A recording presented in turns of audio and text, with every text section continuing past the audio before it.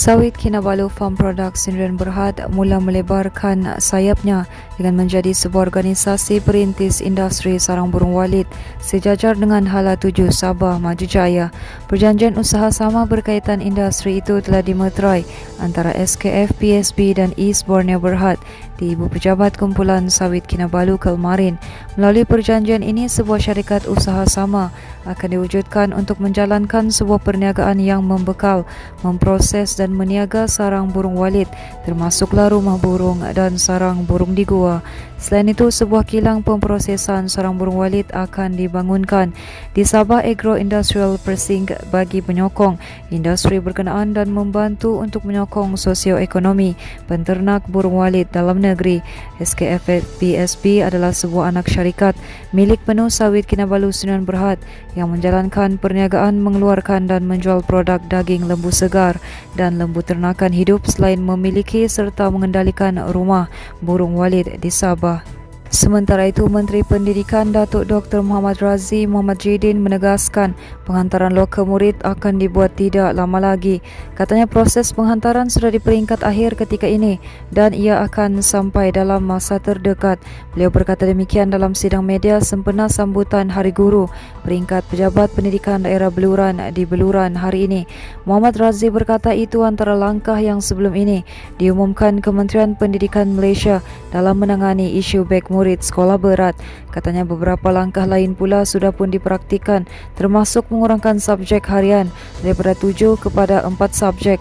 Terdahulu isu beg murid berat masih menghantui murid sekolah sehingga hari ini disebabkan murid perlu membawa pelbagai jenis buku ke sekolah.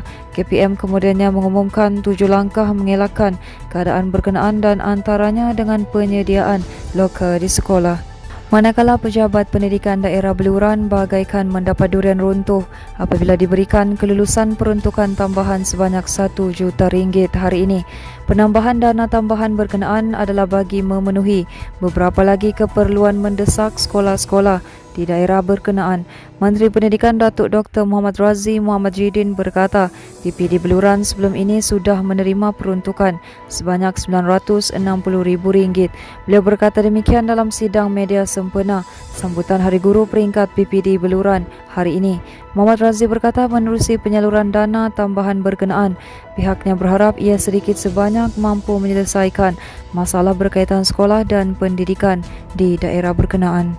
2 blok yang menempatkan 11 pintu rumah pekerja di Jalan Kelabakan Nabawan Suk terbakar hari ini.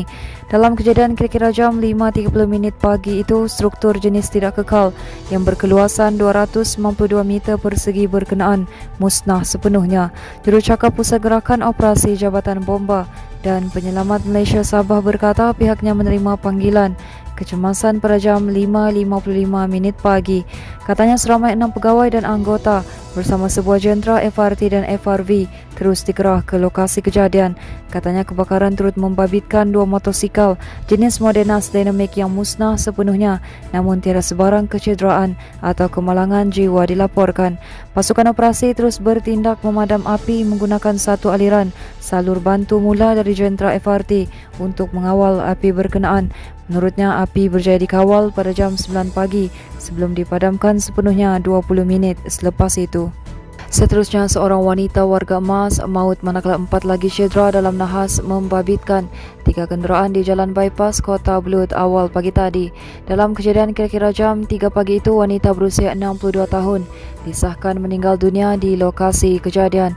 Ketua Polis Daerah Kota Belud, Superintenden Syahrudin Mat Husin berkata, polis menerima laporan kemalangan membabitkan kenderaan jenis Proton Satria, Proton Saga dan Nissan Grand Livina.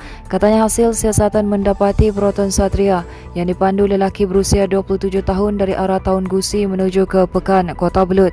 Katanya sebaik tiba di lokasi, kereta Proton Satria merempuh belakang sebuah Proton Saga yang dipandu seorang lelaki berusia 33 tahun dan menyebabkan kenderaan terbabit hilang kawalan. lalu masuk ke lorong bertentangan. Akibat kejadian itu, kenderaan terbabit berlanggar dengan sebuah kenderaan jenis Grand Livina yang dipandu lelaki 37 tahun yang datang dari arah kota Kinabalu. Katanya lagi, dalam kejadian itu 3 pemandu bersama seorang penumpang dalam kenderaan Grand Livina cedera.